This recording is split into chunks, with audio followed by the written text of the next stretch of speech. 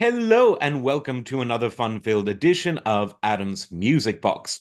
Well, I recently became aware of the fact that HBO is doing a documentary on the so-called yacht rock genre.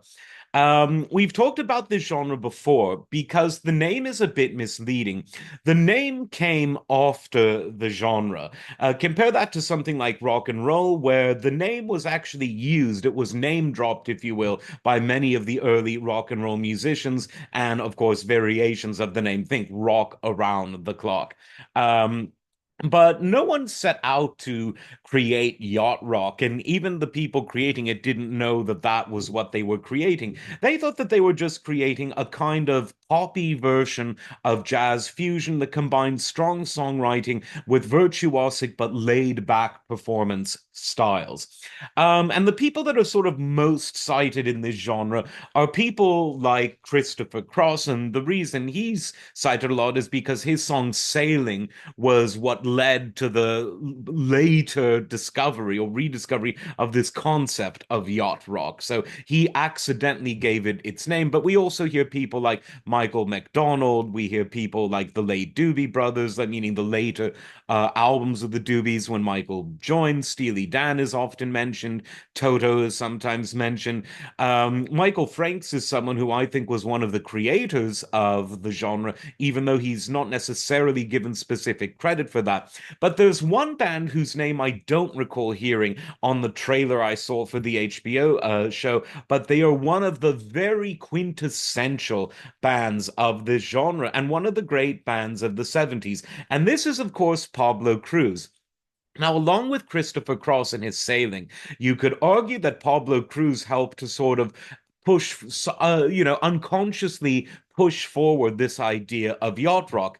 You've got the name Cruz in the band. There was no one called Pablo Cruz, like Ted Cruz or Tom Cruise in the band. It was just a name they thought was cool. It had the name Cruz in it. And when there's a palm tree in your logo and you appear shirtless on your albums at times in a very laid back vibe, we can kind of see how the whole yacht thing could creep into this. Now, the music was really good. Think a combination of a jam band, a West Coast jam band like the Grateful Dead, because Pablo Cruz were, after all, a San Francisco Bay Area band. So think of a bit of a jam band mentality with amazingly good vocal harmonies. And when you hear them, when you hear videos of them live, they pulled that off live. So great vocal harmonies, jam band mentality, really good songwriting, and the ability to create a lush, full yet laid back sound. Combine all of those things, and you get Pablo Cruz. And they came rather ahead of their time when it comes to most yacht rock records, but the records that people consider yacht rock.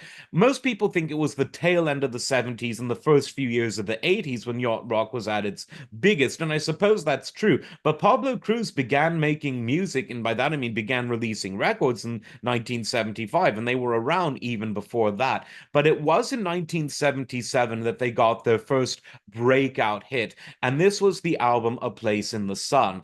And the title track is, in many ways, their sort of quintessential song. Really good song, very interesting chord changes, very interesting harmonies. And they had another huge hit, which I think might have even been a bigger single at the time from the album, called What You Gonna Do. Really good stuff. Their follow-up album, Worlds Away, also really good. The song Love Will Find a Way from that album, absolutely great. And they continued to put out albums that sell really well into the early 80s.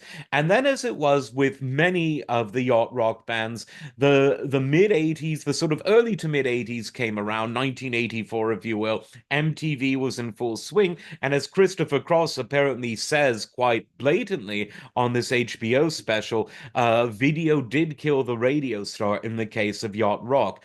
And the reason for that is yacht rock was very reliant on either studio musicians or musicians who became studio musicians, had the ability to do that. What this means is that these musicians spent more time practicing their instrument and, geeking out about gear, not that kind of gear, as in amplifiers, cables, effects pedals, synthesizers, that they geeking out about that than they did about looking a certain way.